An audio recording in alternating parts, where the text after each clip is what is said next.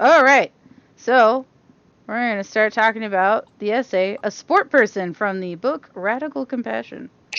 Woo. And that ends my official welcome. Uh, So so, official. yes, I am very official. Very, very official. I really digged this essay, even though it Yeah, was kind of sad. it was a little sad. Like it was pretty sad. Um so this essay as a little tiny synopsis for if we have any lovely listeners here today, is that this essay is written from the perspective of a support person, and in this instance, that means somebody who supported a person with a chronic illness or diagnosis. And in this case, the author's wife was diagnosed with breast cancer that she eventually passed away from. And I believe at the end of this essay, it mentions that this essay is an excerpt from a full book he'd written Hmm. about the process of her passing and the things he learned from it and stuff. It's Yeah. also got a nice chili recipe in there. Yes, I actually thought that was hilarious and very delightful. Part that made me sad. The chili Yeah. recipe? Yes, because of the rest of the context of the article. Hmm. I Mhm. see. Yeah. Yeah. It was a very shockingly moving way to end this essay. Was with the chili recipe. Um so one of the things the author starts out talking about is how it's easier to deal with the outer and physical aspects of caregiving rather than the inner like emotional crap. Yep. Um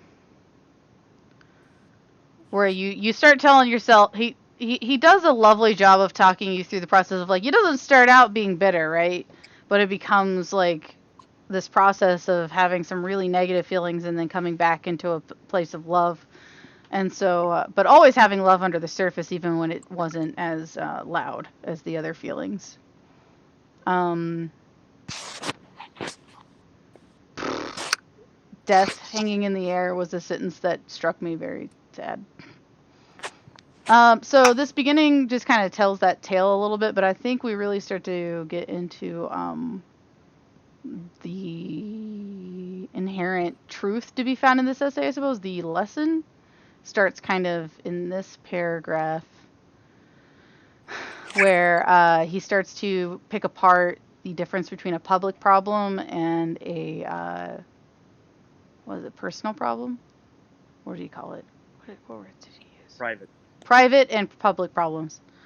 And he sums it up in this sentence of nobody's interested in chronic.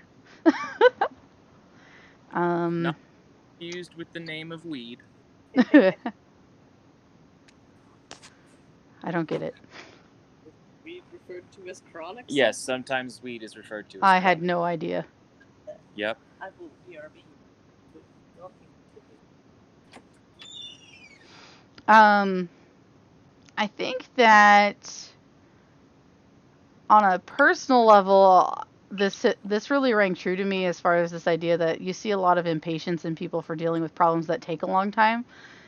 Um, so like on the personal level, people do get tired of not having an easy fix for the problem, right? Problems that don't just go away because you did XYZ. You know, they stick around. They're just long lasting. They don't go away. That's really difficult to talk to people about. Right. It's the difference between like anytime uh and I mean I will speak on my own behalf, having been raised male in this culture, Mhm. I I was taught, "Oh, there's a problem. Do everything you can to solve the problem." Mhm. There's no real emphasis on talk about it and make people feel better. It's more just solve the problem so people don't feel bad anymore. But I mean, like, and that's I think a common approach, and chronic illnesses fly directly in the face of that because there is no cure or treatment. All you can offer is a palliative, Yeah. something to make you know ease of life better. Right. And coming to accept that you can't solve it, that all you can do is make it an easier ride, is a very tough pill for some people to swallow. Mm-hmm. Yeah. I know a lot of people who deal with chronic illnesses on a daily basis. And it's always so weird to talk to people who don't have somebody in their life or themselves going through that, because they just it's a difficult process, I guess, to talk about. I'm trying to form the words. Sorry.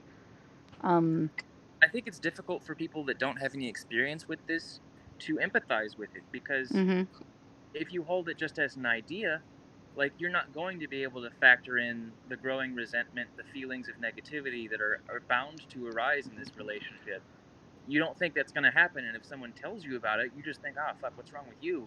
You know. And Well- you brought it up pretty well. Like, people are able to sympathize the first time, Yes. the third, the fifth time, but after that, like, because they haven't experienced it, they're not going through it. Like, it kind Right. of becomes a broken record situation, because, like, Well, you, as a whether support- consciously or not, they're like, why isn't it better yet? right? There's no immediate solution. So,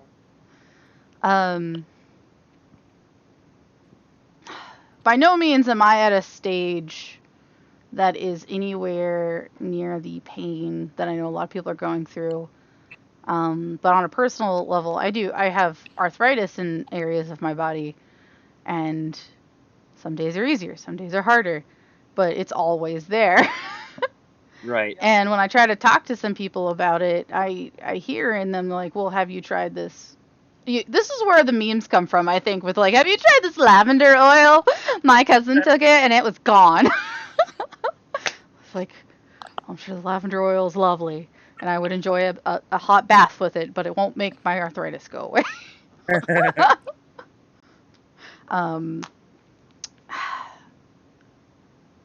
I don't know. So anyway, he's just really hitting an interesting chord here. But then even if you want to take it into other realms of day in and day out, I see the same lack of patience in people with the practice as well. You see it, they want it to be, boom, I'm enlightened, done. How many times? 10 times, right? I got to just come here 10 times and I'm like, I'm done, I'm enlightened. They want an easy fix, but the thing is, like, the path to enlightenment is chronic in many ways. It's a daily choice and struggle. Some days are Right. easier, some days are harder. That's why it said the path is the goal. Oh, Romel, we need to fix this channel. I'm gonna check the. Hello. Something is. Are people having issues joining? Yes.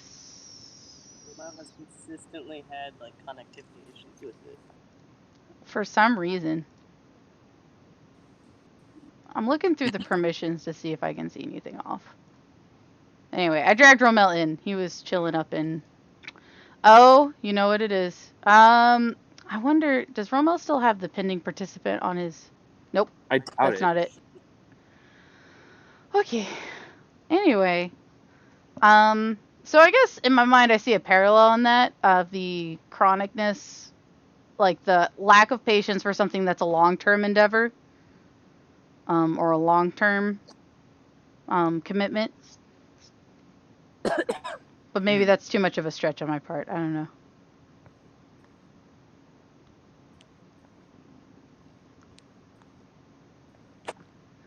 I don't know what it is, because later on in the essay, like, he talks about how, like, yeah, the love is always there underlying, but, like, you have to make a choice to, like, stay and be a support person, like, every day. And I feel like choosing compassion over and over is a big part of practice. So I don't think it's reaching. It's just, like, a different realm. Right. Mm-hmm. And it also, like, with, like, trauma recovery, or any kind of recovery, it's just sometimes a choice that you must make for yourself over and over to, like, engage with self-care and healing. Mm-hmm. So Yeah, a little further on when the author speaks about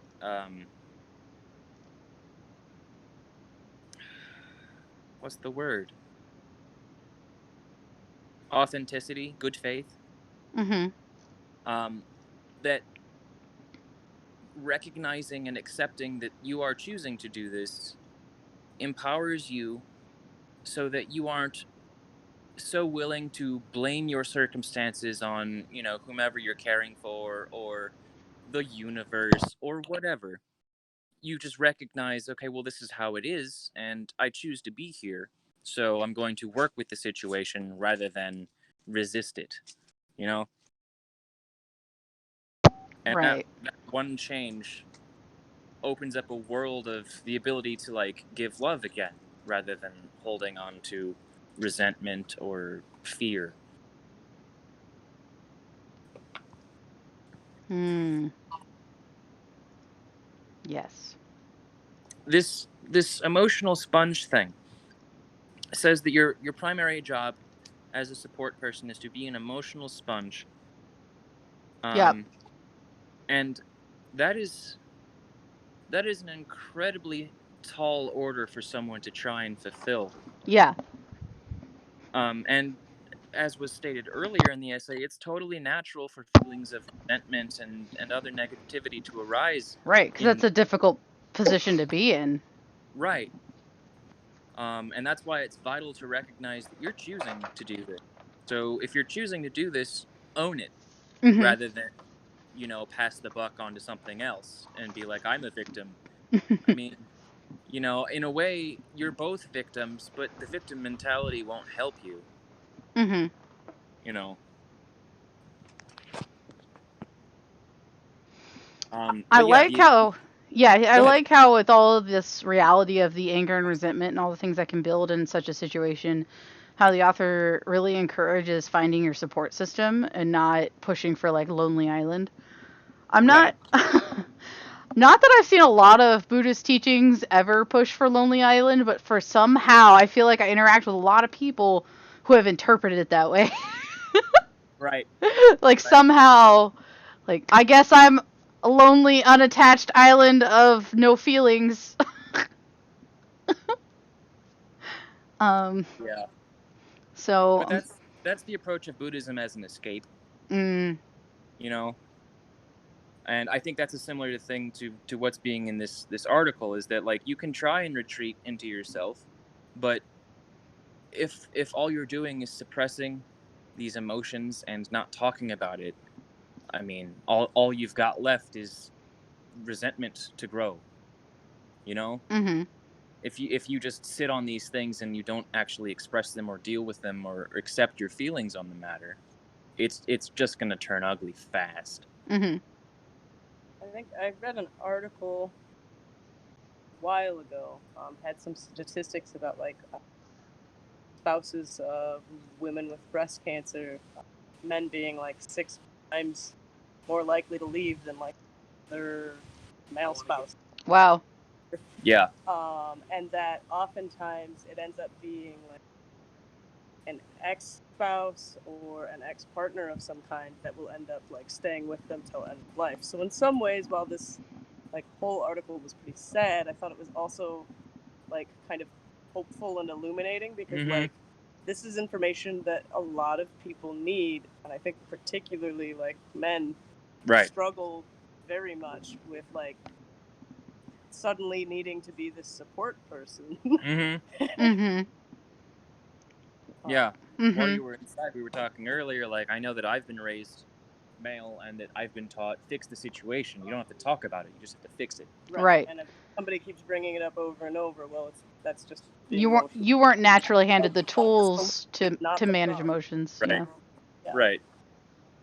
And so the fact that, this author is trying to offer these tools, these insights, I think, I mean, given, yes, it's a very sad circumstance, but it's also a breath of fresh air because Mhm. these kinds of things could happen to anyone, right? Right. It's not, oh, it's my karma. It's just, this is just life, you Mhm. know? So everyone should be at least in some way connected to this understanding is that doesn't matter who you are. You or someone you love can come down with something that can't be fixed, Mm-hmm. and you can't solve it. So you've got to find another way to cope.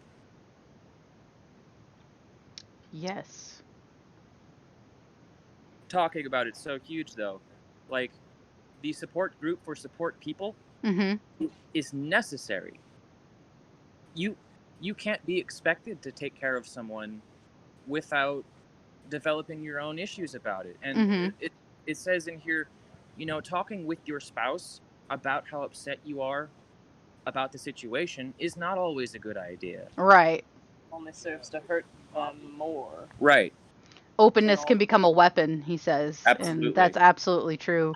I know people who feel like they pride themselves on being just like 100% honest all the time, and I'm like, well, you're not being kind though. Right. You You have to be both. have to be both. And sometimes kindness can just be, yeah, I'm not feeling great, but I'm still going to put effort into it. I'm still here for you. Yeah. And that's all you have to say, really. You Yeah. don't have to be like, oh, I feel so burdened by this and I regret all of these things that I've done. And then, you don't have to get into that. Right. You just gotta be like, I'm tired today, but I'm gonna make it. Right.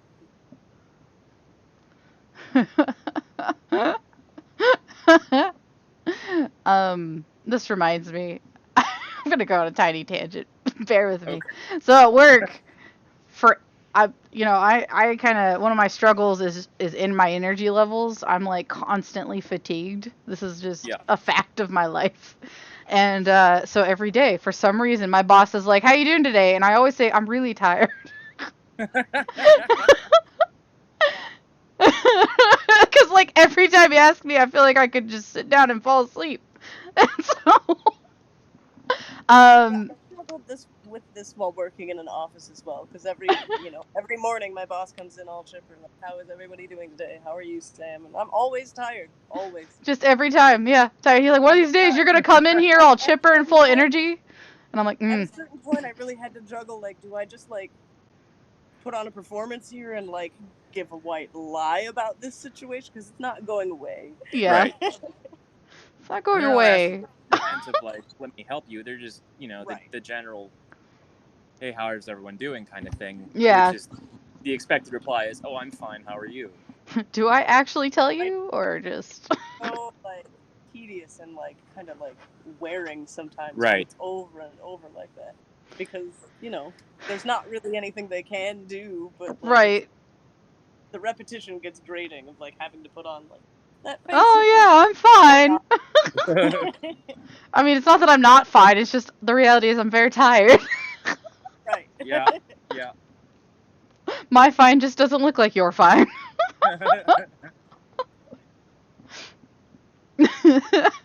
And so anyway, that's what that made me think of suddenly. Was just how every day my boss is like, "One of these days you're gonna come in all chipper and full energy." I look forward to that day, boss. Look forward to it. Hope it happens. One of the things in this article I want to focus on is the emphasis the author put on recognizing and acknowledging that negative feelings that come from this position are natural. Yeah. And I know personally I would struggle if I were in that position and had such thoughts. I would struggle to not blame myself for having them. Right. And I'm sure that a lot of people would struggle with that as well. For sure. I think, but then to pretend that you didn't have any negative thoughts is just as unhealthy. So there's a balance. Right. You have to acknowledge that they're there and work with them, because you can't just like shred them in your mind and pretend they don't exist. They're still there. You're just not paying attention to them. Yeah. And that's when they become very dangerous. Mm-hmm. Coming out sideways.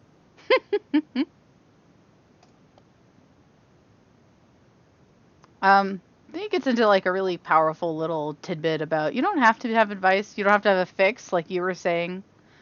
You just gotta listen, and sometimes cry with them. Mm-hmm. And I mean, that's true if you're with a loved one who's immediately in a chronic situation. Or I think that's also true if you're going through relationships with people who are on the path. Sometimes you just gotta sit with them and be where they're at. Mm-hmm. I like the phrase "breathe in their pain." Mmm. It makes me think of Tonglen practice, where you take in the suffering of the world and you breathe out peace. Mmm. Yeah. Um, and so in this way, this can be a very powerful training for us because I mean, there's the archetype of the savior model, Mhm. but this is a much smaller scale. You're not trying to save the world, right? You're just trying to help whoever you're trying to help by taking a little of the burden onto yourself without resentment or blame. Right. Hello, Um, welcome to voice chat. Feel free to interject at any moment. Max and I are both long-winded people. oh yes, please interrupt me. I will just keep talking. We can both be motor Uh, mouths for sure. Who has joined us? I can't see. It's metagame. Oh hey, Meta. hello. Welcome to the voice chat. are you able to see I didn't the even know I was screen? muted. Oh, hi guys. Hi, Romel, Romel. how I wondered why you hadn't been talking with us. I didn't. Right. I had no idea. This was like. I was like, oh, okay. I was here talking to myself. All right. No, Well, we didn't hear hi. anything. You've been muted. Hello. We weren't intentionally Oh no. ignoring you. Well, good. Good.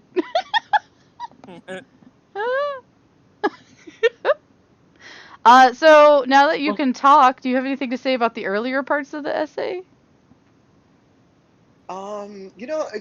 the word compassion just always strikes me when it comes to anything that has to do with, illness and, Mm-hmm. even compassion with yourself, right? Because I feel like, illness is something that's unavoidable. A cold, mental illness, insomnia. We all struggle with something in life, right? Right. And I think the most important of all of them is the amount of compassion and willpower that is used to try to kind of break through it, right? And one thing that I thought that was really interesting about this story was the just all the feelings that were being felt, right? Right. And it's Yeah. and that's so important because sometimes I've battled through so much um, sickness karma in my Mm. lifetime, Mm-hmm. that it kind of has helped me kind of know where some of the feelings that I have inside come from, like the anger, the resentment, the depression. Sometimes the moment where you've sat in a hospital room all by yourself for the past 3 days, and you're like, Oh. okay, no one's coming to see me. All right, let me just use my Buddha nature to really, Aw. really bring up this life force, because that's really what you're trying to do, right? When you're battling any type of illness, is trying to maintain the life force. So I think for me, the most important part of this essay was just the key word compassion, which goes back to last week's study. Which goes back to the whole book. I know, right? In my mind, I'm I just was like the whole I was book. gonna say the title. Yeah, the title. That brings up a point in my mind. This particular essay didn't use this word, but I think it's appropriate. You have to eventually realize that you need to surrender to the situation. Mm-hmm. Your Mm, personal willpower, your intent won't be enough. And if that's all you rely on, you will crumble and fall, Yeah. right? yes. You have to come to a point where you recognize that this situation is bigger than me. And so I have to become bigger than me too to meet the Hmm. situation. I have to let go of this little me that tries to control. Yeah. But that's Yeah, so because hard. That's the so hard. lesser self, the lesser self has a huge ego. It just says, "Oh yeah, no, you're gonna suffer. You're gonna go through it." It's like But a that high chihuahua. vibrational self is like amazing. It's really empowering. You're right with the part of surrender, and that happens in a lot of different situations where you do have to surrender. I know at work, you guys were talking about work.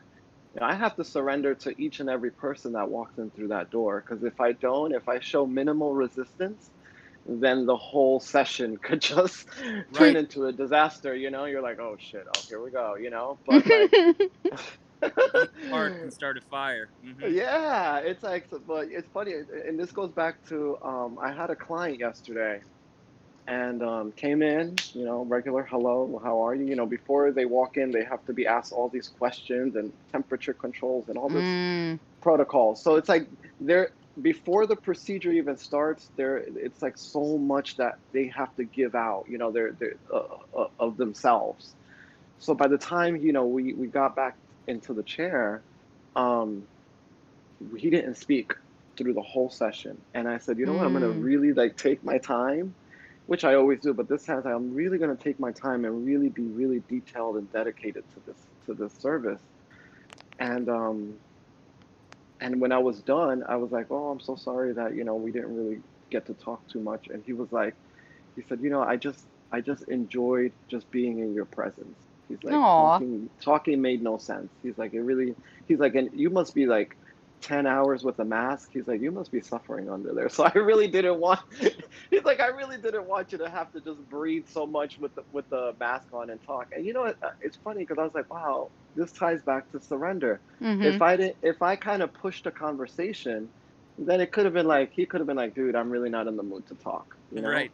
So it's like, wow, that's really interesting. Really good word, surrender. I love it. Hmm. Mhm. Hmm. Simply to be present with the person and not be afraid of their fear or their pain or their anger. To just let whatever comes up come up. This is exactly surrender. Mhm. Yes. I See, I also thought how wonderfully insightful that was when I read it, because I think so often people are so focused on how they're dealing with the emotions arising up in them, they forget that we must also be present with the emotions arising in others. Mm-hmm. Um, mm, and so I found that particular segment of this essay very very truthful, um, and very reflective of the process of just being with other people and not just inside ourselves, inside our heads. It's such a challenge. I mean, just before you even deal with the emotions and the pains of others, you first got to navigate your own baggage to the point that not only are you not creating suffering, but you can relieve others of it. And even to overcome your own is such a huge undertaking. Mhm. And then to have to do it in this context while you're physically and emotionally taking care of someone who up until this point had been fully functional. I mean, that's a huge change in circumstances. That's a huge uh shock emotionally, and then there's the change of, oh well, I don't have any time now because I have to take care of this person and I have to work, Mhm. etc. You have almost no time to work on yourself, Mhm. much less to be able to work on yourself and then work with your whoever you're taking care of. Right. So like it's by no means a small thing to be able to do this, and it's very understandable when people try to do this and fail and struggle and then try again. Like, we should never blame anyone for being overcome by their own ego or suffering, because we all struggle with this, and it's important to recognize when this happens in others and in ourselves, so that we can meet it with compassion rather than judgment or blame. Yes. Yes. Um, yes. Then he talks about just how long that process took, what Oh I yeah. thought was very real and important. He said, a year to figure out how to really stop trying to fix everything and just be with his wife. Hmm. Which goes back to something I said earlier where I was thinking about how quickly people expect to make huge milestones on the path. Um, I think in the same way, especially when he's in such an acute situation as this, uh, you can't just give up trying to change what your ego is throwing at you. Right. It can take a really long time, and that time feels even longer when you're in such a painful situation. And in those situations, not only do you have less time and less emotional availability to do it, you also feel pressured now. Because the Mhm. sooner you do this, the sooner you can better take care of whoever. And Right. and a second less is one more second where you can potentially harm them. So like the stakes are very high. And I'm sure that doesn't do anything to help the process. Mhm. Yeah, the mental shift is really like surreal when it comes down to these particular situations, and not only that, but just trying to be more available, you know, in every dynamic. It could be a struggle. Mhm. So that's the part where, you know, finding you, meeting you, and being with you is really important, you know, because like Gong just finished saying, like if not, then that just the slightest shift in perspective can alter the whole situation. Mhm.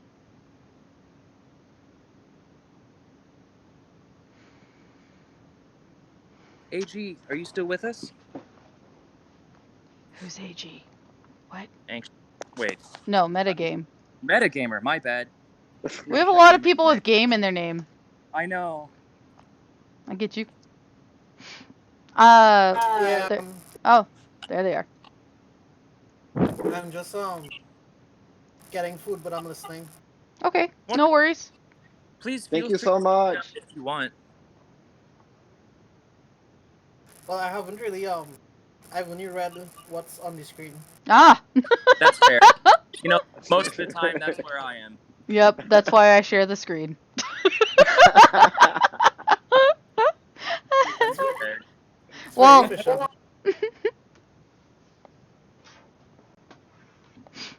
um, so then he talks about remembering the decision he makes about being there for his wife and how it's easy to forget that decision, Yes. even though he's still in the midst of carrying it out. I'm so happy this guy went into existentialism He because did. Yeah. it's so appropriate, but so few people ever like use it in a practical way. It's always held in an abstract, you know, here's how you live your life. But like it's being applied here. And Yep. that's so refreshing. Hmm. Very true. For those of you who don't know, Max has a degree in philosophy. I do. So fancy over here, Maximilian. Oh yeah. My Maximiliano, big old brain. philosopher. Love it. But the bad faith is vital for us to understand. I mean, Hmm. we don't often approach it from the existential point of view, but it is spoken about in almost every faith, in different words, right? Right. So, like this was brought up earlier. If, for example, you pray to some god or whatever, asking for a gift, that's bad Hmm. faith, right? Yep. You're saying, "Give me this because I've asked you for it." Right. uh, and my belief in you warrants this reward. You know, that's The employee employer syndrome, I call it. Hmm. yeah, Ooh, that's a good way to see it. Yeah, yeah, it, because it's like you're just like putting them to work where you really have to do most of the work, right? Hmm. Then you kind of take away from the essence of, you know, what kind of faith do you really have in this whatever entity, you know, you're supplying your life force to, right? Right. most applications of faith are not centered around whomever you're worshiping serving you. It's quite the opposite. You are there to serve whomever you're worshiping, to offer your Exactly. Right. whatever. And so, if you are to pray, an appropriate way to pray would be to say, "Give me guidance. Hmm. Give me wisdom." Something like that, right? Not Hmm. "Give me a car." Give me a car. If anybody finds the god who starts giving them cars, let me know. I'll get on Okay, that bus. I'll ask that one. But until then, yeah. So acting in good faith, I mean, in this context and just in general, is vital for us to maintain healthy relations with anyone we meet. Hmm. Otherwise, we're coming off as duplicitous or having ulterior motives or whatever when we're just using someone for our own ends. And this is true in the prayer example I used. We're using God for our own ends rather than having a true relationship. Right. Because Well, relationship then the two-way. question goes: are we really having a connectivity issue, or challenge with that person that we're praying to, right? Because then, going back to that famous word ego, the ego likes to pray too. And I'm pretty sure that the ego can kind of create this type of scenario where you are kind of like not in a dualistic frame of mind while you're trying to apply faith. Mhm. It's important to recognize when our behaviors stem from self-serving attitudes. Mhm. So true. Yes. Yeah. Because as was said in this article, the way to feel love is to offer it, right? You Mhm. can't you can't just walk in somewhere and say, "Here I am, love me." Love me. Right. I've done that. No, I'm kidding. I haven't.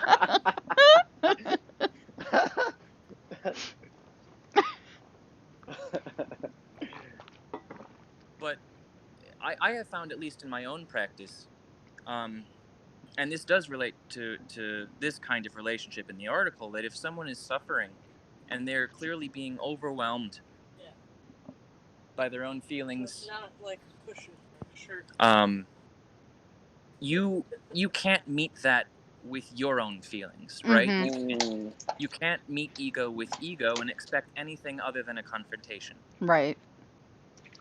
But if you go beyond your ego, if you see that they're suffering and you see that in a way that is reminding you that you could just as well be suffering the same thing, you see Mhm. yourself in them, compassion wells up immediately and that overflows and you can offer this to them. But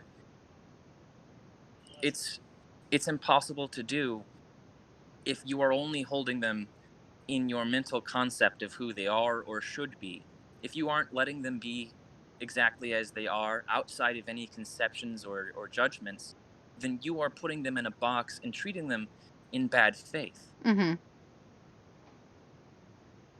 Very true. In Nichiren Daishonin's Buddhism, Nichiren wrote a lot of letters which are called goshos. Mhm. And in one of his goshos, there's about 3 volumes of the gosho. In one of his goshos, he talks about the mirror gosho. And the mirror gosho is about basically when you meet others that mirror your life intrinsically. Hmm. Intrinsically. So it's really interesting in Nichiren Daishonin's Buddhism that when we chant, like it's like when we chant to really raise up our life force, right? To really raise up this life force in us. We was funny. We were talking about last week how they were asked people to chant for a car, but that's a whole nother subject. But it's really interesting because when I don't chant, or if I don't wake up with the mind of faith, and I don't chant or do my own practice, I notice when how my life force is, I meet certain people, places, and things that mirror that life force. Hmm.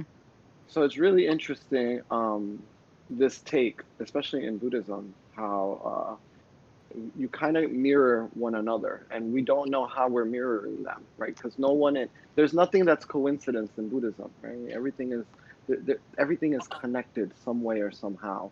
So yeah, I just wanted to share that with you guys. Could I There. Hmm? could I add something to that? Sure. Please. Sure.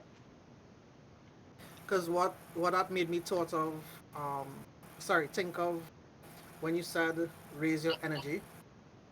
So when you look at ultra marathoners, like the best runners in the world, Mhm. um, quite a few of them they do this like loud sort of shriek at the beginning of their races, like a big shout or something. Mhm. And it turns out that like it tends to be the fastest. It tends to be the fastest runners who do that because it raises their energy, Mhm. and then because they're the fastest runners and they're sort of the most, let's say, egoless to let out this weird sound at the beginning of the race. by the end of the race, they're all running together and they're all happy together. Because, Wow. yeah, it's very interesting because it's almost like they mirror each other's. That's why it came to mind. It's like they mirror each other's raising of energy, and Nice. that simultaneously makes them the fastest, happiest runners in the world. Wow. I am enjoying your accent, Meta. Like, love that accent. Oh, thanks.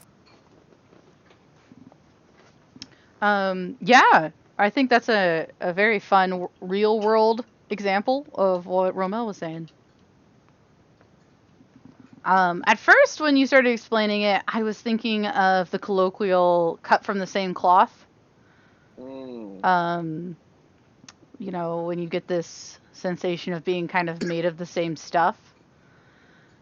And if I were trying to stretch the metaphor, I would say that you implied starting your day choosing what stuff you're going to be made of that day.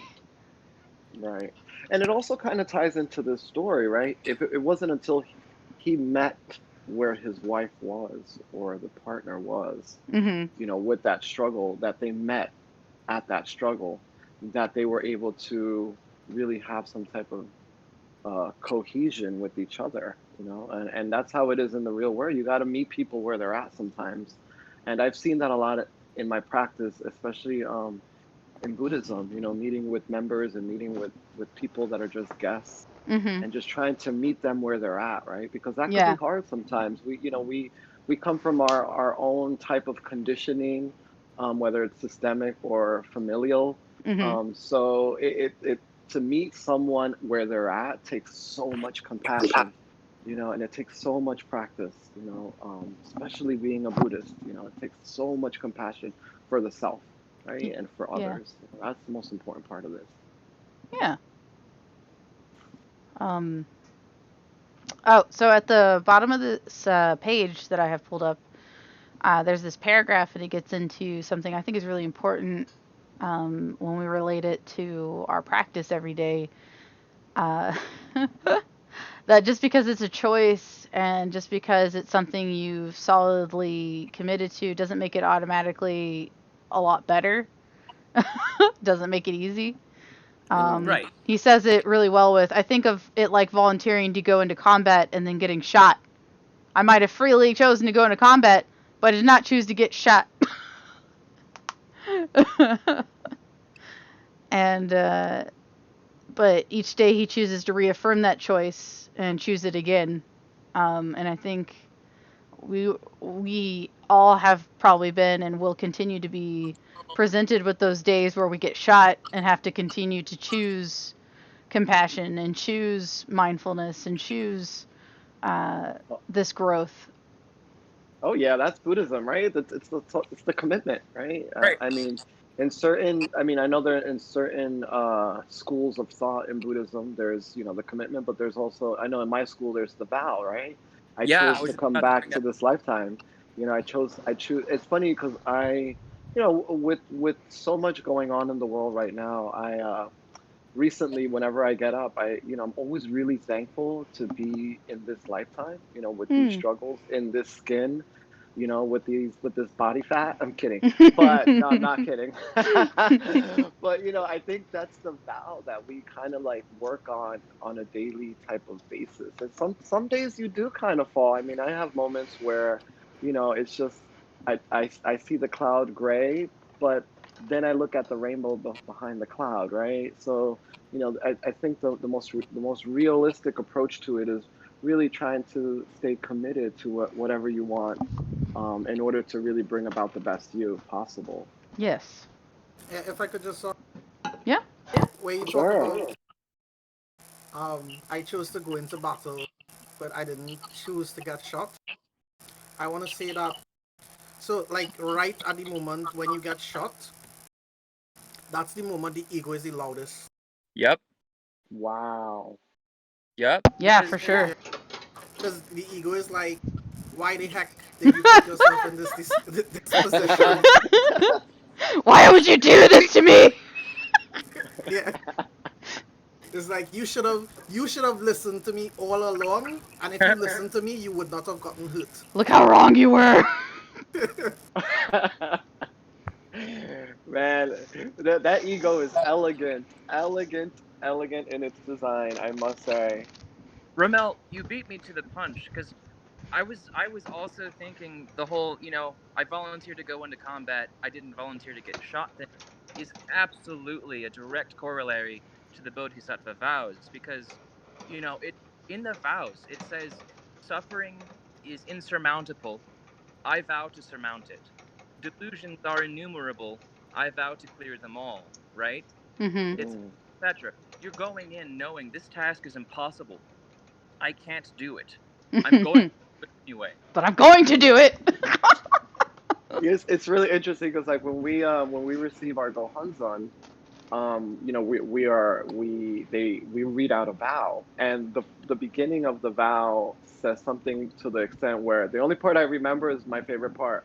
The door is easy to enter, but the journey is not easy to walk. And I Mm. always think about that in my own like daily life, because I Yes. walked in through the door, but is this journey really going to shift my life? And for so many aspects it does, especially that ego part where, you tend to want to like kind of give it as much programming as possible. But, one thing that I realize is that part that you just surrender and you're just like, you know what, I just know that you exist with me, but how can we work at this together, Mhm. without it being so harmful to myself and to others that I serve and the world at large. Personally, today, I feel like I was shot. Mm. In By Cupid? I'm kidding. No, not by Cupid, but Every day Max looks at Sam as Cupid's work. um, and quite honestly, I think getting shot is a kind of blessing. Mhm. Mm, Because you go into this, you say, I'm a healer on this battlefield, and then someone shoots you, and you say, hey man, what the heck? I'm not fighting you. But you're still on a battlefield. You Yeah. have to know there's bullets flying around, and to blame a soldier for shooting you is to, like, blame a tree for having leaves, right? Mm. Oh, there's no point in that. All you can do is recognize, well, now I have to heal myself as well. Mhm. And it's so difficult to remember that the act of compassion will cause you pain. mm. This path is not one of gentleness. This is a fierce time, and you have to be resilient in your dedication to it. Otherwise, it will take you down with everyone else. So it's refreshing for me because getting shot is like a reminder. Oh right, it's hurting. That must be what it feels like for them too. You know, it's a kind of reaffirming rather than it is, or rather than it could be taken as, a reason to stop. Yeah, Mhm. when you started saying it's a blessing, I thought you were gonna say that um, because I really like what you said. But Mhm. what came to mind was that it's also a chance to be tested, Mm. Yeah, and that's one of the reasons it's a blessing. absolutely. Because it's really easy to say I'm gonna go to this battlefield and do all this, and then you get hurt once or twice, and then you're done because that happens to a lot of people in military roles, Yeah. and then they get post traumatic stress disorder, Woo. which is something like the mind becomes so scared of the trauma that it makes you relive it over and over, and then your ego takes it takes that trauma and like almost worms it even deeper into your brain. Mm-hmm. It makes a narrative that is very difficult to crawl back out of. You get trapped in this pain identity. Exactly, yeah, that's a perfect way to put it. I'm out of rambles. No worries. Um. So I super liked. Um. as he got into the continued, like, his wife's facing of this illness, he says, the sages say that if you maintain this choiceless awareness, this bare witnessing, moment to moment, then death is just a simple moment like any other, and you relate to it in a very simple and direct way. Um, and I think some of that is the hard part of the practice. The simplicity is so difficult. Uh huh. And that's, I mean, like, it sounds fake, right? Yeah. Because you, oh, well, it's simple, that should be easy. But no, simple things are some of the most difficult because the mind wants it to be complicated. Right. The mind loves a puzzle. And if Mm-hmm. you tell the mind, oh no, don't worry, just chill out and it'll be okay, it's like, no, that's not how this works. I have to fix it. It's the control thing all over again. So I've done the whole I've done the whole choiceless awareness thing some year, maybe about 2 years ago, through let's say other books. And the hardest thing about it is that it really it's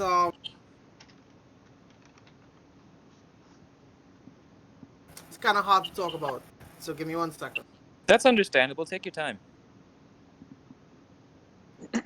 I think this is why Buddhism is so important in this modern age, and because Buddhism also provides a narrative, right? There's a huge story, there's a theoretical background, there's a historicalness to it, but also the narrative is also your own, right? That's Right. the most important part of Buddhism is that there are a lot of tools and a lot of sutras and reading material, but ultimately you are still that person on the battlefield with or without a vow to really execute this part of your life, to have this faith, to really know what it is that's going to move you with this faith. So, in part, Buddhism plays a huge role in our lives and in the narrative of our lives.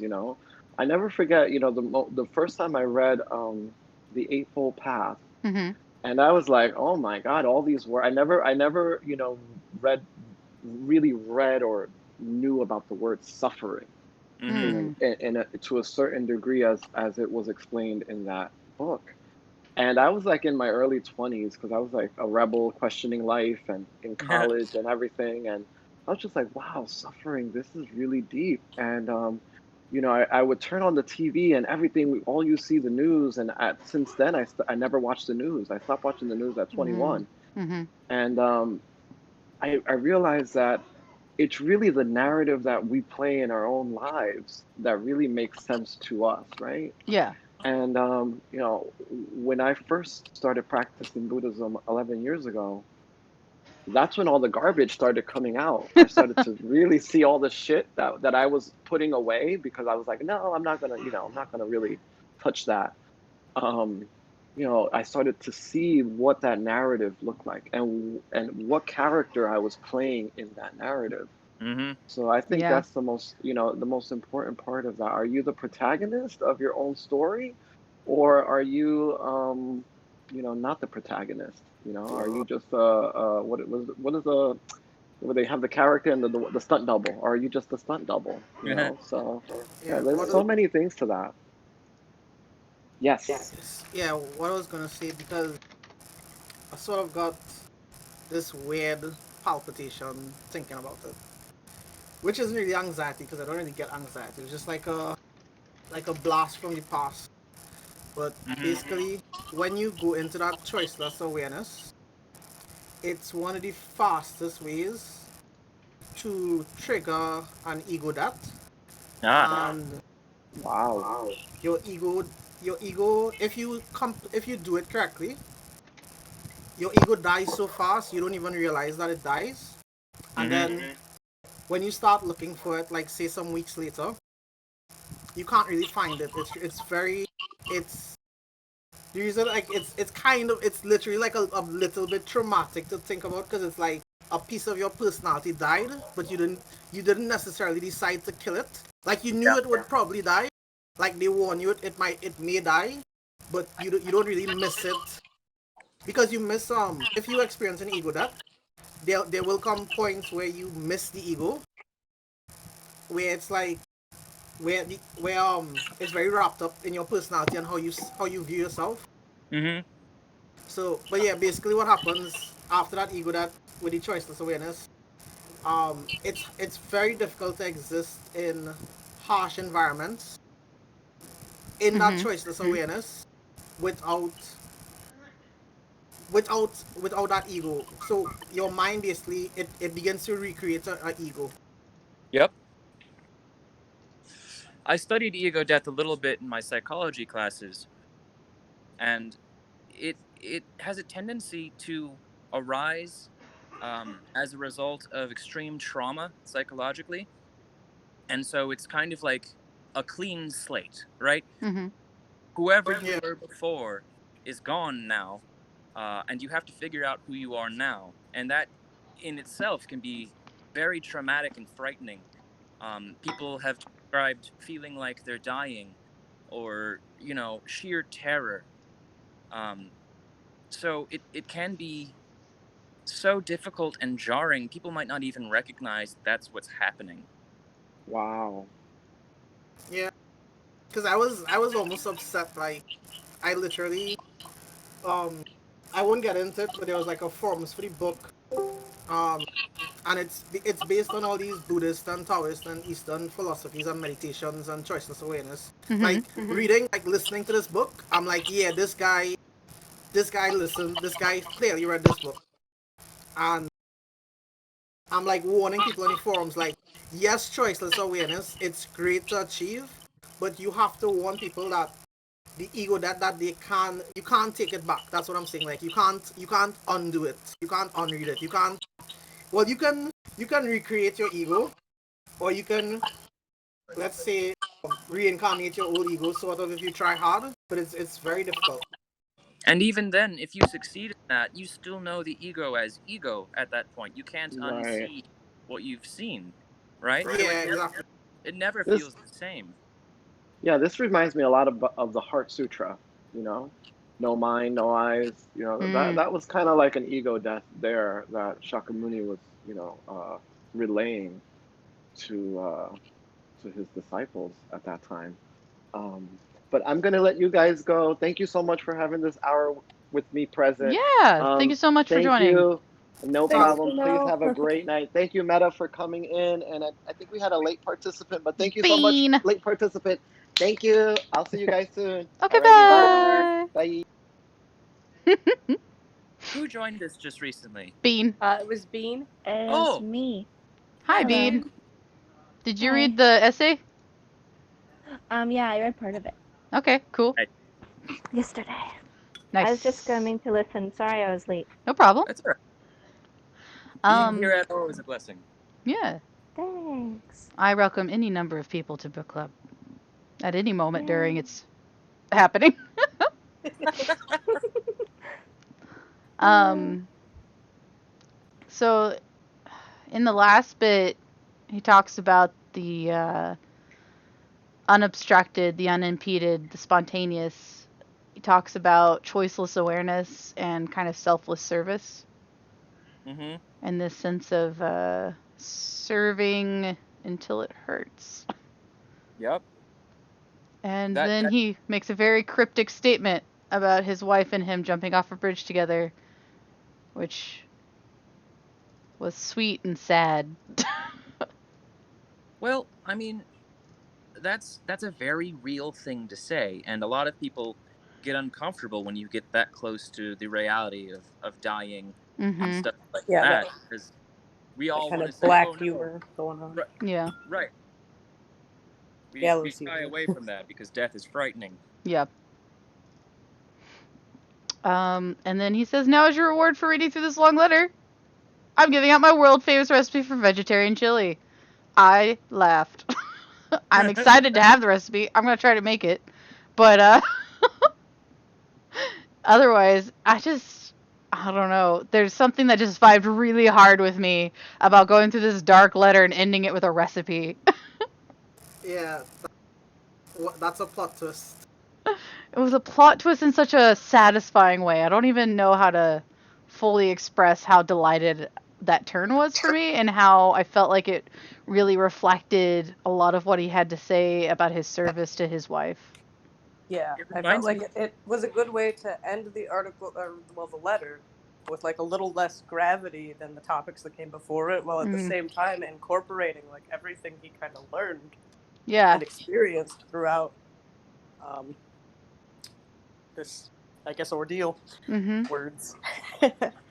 So, yeah, it amused me, but it also, I think, made me more sad than any other part of the Oh, ordeal. yeah. Yeah. It was, yeah. I think it's very Zen because when interacting with a Zen master, if you approach them with something spiritual, saying, "What is the nature of Zen?" they're just going to respond with something very ordinary and everyday. They'll just hold up a spoon and look at you, you Like, know? here you go. But if you ask them, something mundane, like, "Will you hand me the knife?" they will respond in a sort of spiritual way. They'll point the knife at you. And then you say, "Oh, well, can I have the handle of the knife?" They'll say, "And what would you do with a knife?" And this twist, this whole, here's my wife and I struggling with her cancer and my path through this. Oh, by the way, here's a chili recipe. Like, that really smacks of that same sort of intuition. Yeah. You know, But because go ahead. is the recipe a random act of compassion? The recipe is literally for chili. Yeah, it is in a way sharing what he's learned, but with a recipe rather than with more advice or teachings. It's just, oh, here's a recipe. I'm a human too. Maybe you'll like some chili. Yes. A votre santé. Please eat in good health. Love, Kin. Well, and I think for people who haven't necessarily been a caregiver before, like he mentioned early on that like some of the first parts are like obviously like changing your whole schedule to like take someone somewhere, whatever. But it's also like kind of in some ways like learning how to cook and clean if you weren't doing it before Mm-hmm. Absolutely. every day like that. So like it's a good starting point for people who are going to be entering this kind of situation. Yeah. Here. It's Have a great So recipe. yep. very on point Blow for all. your little person's mind that you have to take care of. With this What? amazing chili. I don't know. Like, it's such a, to me, it's like you said, it's handing off this skill to another support person and saying, Yeah. you probably have difficulty with this area, but here's a recipe and share in this enjoyable thing together. Mhm. Okay, that makes sense. That's I how just I like saw I it. don't think I heard you the first time. I don't think it came out right. Yeah. Words fell out. Some of them were English. They weren't in the right order. Some of them were in order. Yeah. Yep. I understand how that goes. Excellent. Go team. Good job. Good job, Great book club. everybody. If we're about to wrap this up, I'd like to recommend, well, at least I'm going to move back to the social chat, and we can continue to talk in case